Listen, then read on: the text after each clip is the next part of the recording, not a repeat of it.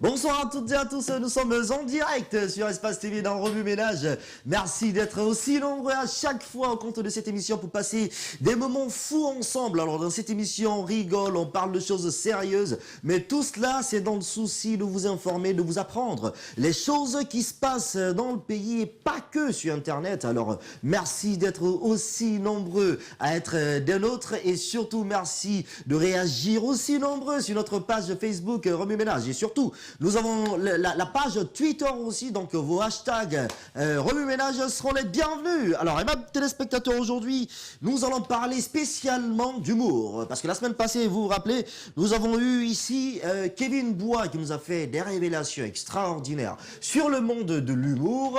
Et aujourd'hui, nous allons recevoir pour le face-à-face Kevin Bois lui-même qui nous a dit qu'il ne peut pas venir, après je vais vous donner les détails, mais nous allons recevoir par ailleurs Oumar Manet, Zebal Traoré et Sopedro pour notre plus grand bonheur et ce sera magnifique. Alors le thème d'aujourd'hui, ça sera évidemment quel avenir pour l'humour guinéen? Quel avenir pour l'humour guinéen? C'est la grosse question qu'on se pose aujourd'hui. Alors, vous le savez, nous sommes dans le mois d'avril et qui parle d'avril parle du 23 avril et qu'il parle de 23 avril parle de la journée mondiale du livre et du droit d'auteur. Alors en ce qui concerne la Guinée, pour ce jour spécifiquement, la Guinée a voulu dédier 3 jours pour le livre, ce qui fait les 72 heures du livre. Comptez 3 jours, 24 heures, 24 heures, 24 heures.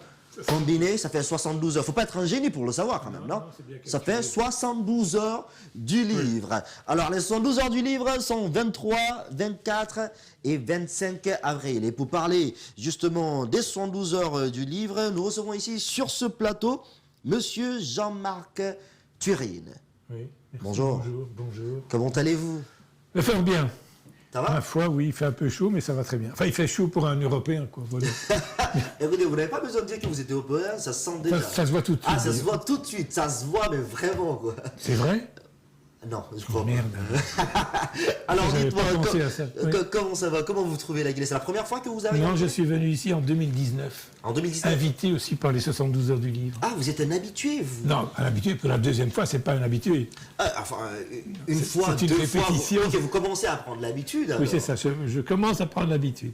Alors, si vous êtes là pour la deuxième fois, c'est que la première fois était bonne. La première fois était magnifique, et la deuxième fois sera magnifique aussi.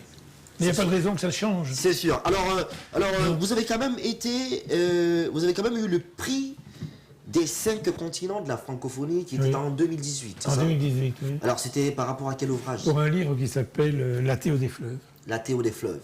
Mais sans ce prix, je ne serais pas ici. Sans ce prix, je n'aurais pas été à Bamako en 2019. Et c'est là que j'ai rencontré le responsable des 72 heures, c'est-à-dire Sansi Baka. D'accord. Et Kaba, pardon. Et donc, il m'a réinvité. Alors déjà prix des 5 continents. Quand on parle de 5 continents, c'est quoi? C'est une création qui s'étend sur tous les 5 continents? Il y a la francophonie sur les 5 continents. Oui.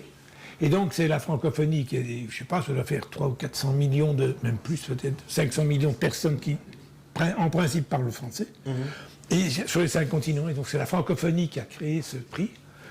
Et le prix est organisé de cette façon-ci, c'est-à-dire que les maisons d'édition des 5 continents proposent des livres de leur choix. Et il y a des comités de lecture, des lecteurs, des anonymes, n'importe qui peut se proposer. Alors que ce soit en France, en Belgique, au Canada, au Sénégal, je ne sais plus encore où. Tous les pays francophones. Tous les pays francophones peuvent participer à ça. Et alors après, il y a une sélection d'une centaine de livres qui sont proposés à un autre jury, lequel sélectionne 10 livres. Et là, c'est la sélection finale avec un jury de 10 personnes qui se réunissent à Paris. Et c'est un jury qui est constitué à peu près, oui, je crois que c'est 10 ou 11 personnes, mais depuis des années, il y en a qui sont dedans. Donc on ne les renouvelle pas comme ça, mais tous les autres, les comités de lecture sont renouvelés chaque année, ou à peu près. Donc, c'est magnifique. Si je comprends bien, dans tous les pays francophones, on peut vous avez été le meilleur écrivain de tous les... Parce que, enfin, on sait le français, comme vous l'avez dit, 400, 500 millions de personnes. Alors, si vous avez été le meilleur écrivain, ceci, franchement, c'est magnifique, quoi. Oui, bien sûr que c'est magnifique. Enfin, pour ma part, c'est le plus beau prix. Non, c'est magnifique. Parce que c'est un prix qui est en dehors de toutes les combines, les marchandages entre les grosses maisons de production, enfin d'édition française.